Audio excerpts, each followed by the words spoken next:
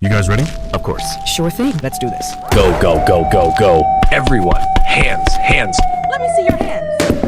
Against the roll. Ma'am, come in. It's been confirmed. He's alive. What? What do you mean he's alive? How can a dead man be alive?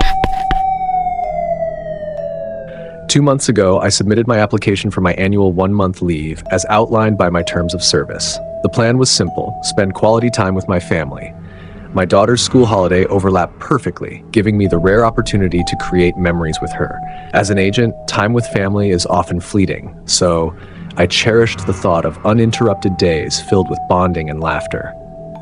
Approval came swiftly from the well-decorated higher-ups, those from upstairs, those officers with more medals glinting on their chests than Lil Wayne's jewelry room. 7 weeks ago, I officially began my leave. I wasted no time immersing myself in family life. My daughter, ever the curious and lively spirit, spent most evenings glued to the television, fascinated by cooking shows. Meanwhile, my teenage nephew had a very different obsession: online gaming. He had been staying with us for the summer. While I appreciated the artistry of culinary creations, I lacked the patience and finesse to follow those intricate recipes. Naturally, I found myself drawn to my nephew's gaming setup. He was an ardent fan of a war strategy game called Sun Tzu: Art of War. The name intrigued me. Inspired by the ancient Chinese military treatise and a book by the same name, I imagined intense combat sequences and battlefield simulations. However, the reality of the game was quite different. It revolved around meticulous decision-making, resource allocation, and psychological warfare. It wasn't the adrenaline-pumping action I usually craved. My gaming preferences leaned heavily toward fast-paced games like shooter games and sports games. It kind of reminded me of my young days when I used to wonder why my friends played Football Manager instead of titles like Pro Evolution Soccer, Winning 11, and FIFA, which were more my speed. Yet, there was something about Sun Tzu: Art of War that piqued my interest.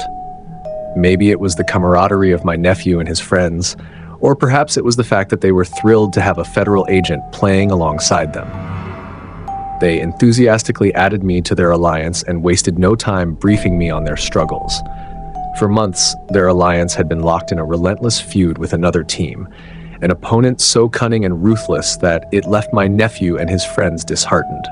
The rival team had a player so skillful that his gameplay employed strategies that seemed almost too sophisticated for an ordinary player. I reminded them that I was a paramilitary agent, not a military strategist, but I would do my best to support their efforts. Just 2 hours into my gaming debut, we faced off against their feared adversaries. What I witnessed left me uneasy. The opposing team's tactics bore an uncanny resemblance to guerrilla warfare strategies I had studied during crash courses on terrorism, specifically those attributed to Mobile Ibn Jahim. The use of misinformation, decoys, and relentless psychological manipulation felt too familiar to dismiss as coincidence.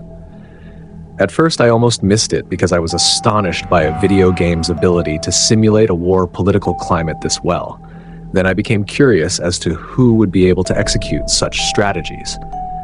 I rationalized it. Perhaps the player behind these maneuvers was simply well-read or had an academic interest in military history.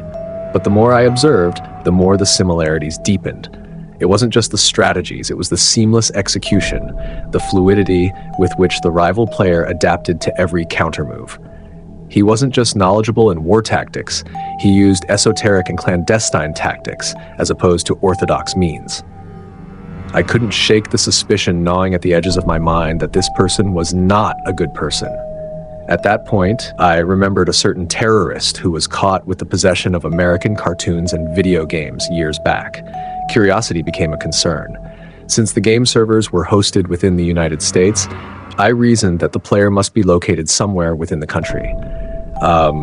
What if this wasn't just an exceptionally skilled gamer? What if this was something far more sinister?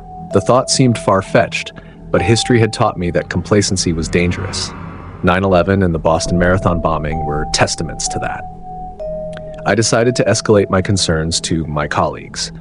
While the likelihood of a high-profile terrorist casually engaging in online games seemed improbable, the patterns were too striking to ignore. My team equipped me with the tools necessary to track the player's IP address and physical location. The player was operating out of Texas. I had to cut my leave short. I traveled to Texas to investigate further. Local law enforcement corroborated our findings. The address tied to the IP led to a modest suburban home. On the surface, it appeared ordinary, but neighbors reported strange activity during the dead of night. Sheriff Johnson and Chief Martins were very helpful. Martins even provided me with a police vest to use for the duration of the field investigation. They noted that the house consumed an unusually high amount of electricity, 4 times that of the wealthiest residents in town.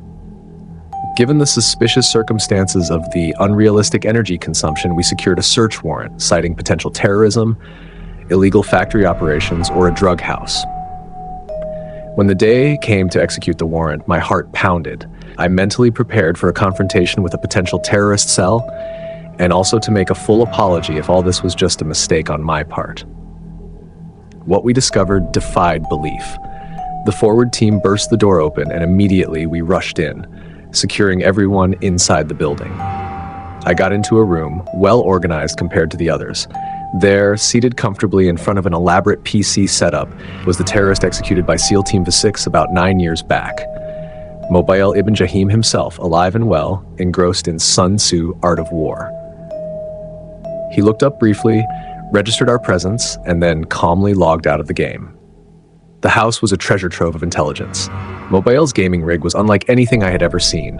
A massive 72-inch 8K display glowed brilliantly, its clarity unparalleled. His desk housed an array of external drives, 121 terabytes of data meticulously stored and cataloged. A sleek, custom-built tower with 128 gigabytes of RAM and an external graphics card boasting 64 gigabytes of VRAM hummed quietly. As we swept the premises, we found more than just high-end technology.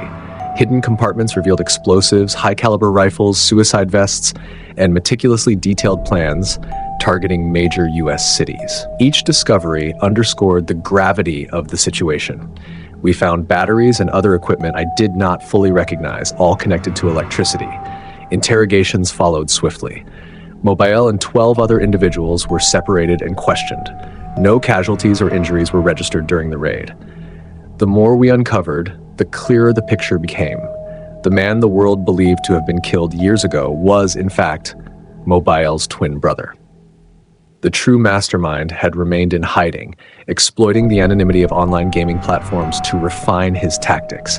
This operation was one for the history books. I can now confirm with absolute certainty that the real Mobile Ibn Jahim is in custody. His twin, the one shot by special forces, served as a decoy, ensuring Mobile's continued survival and influence.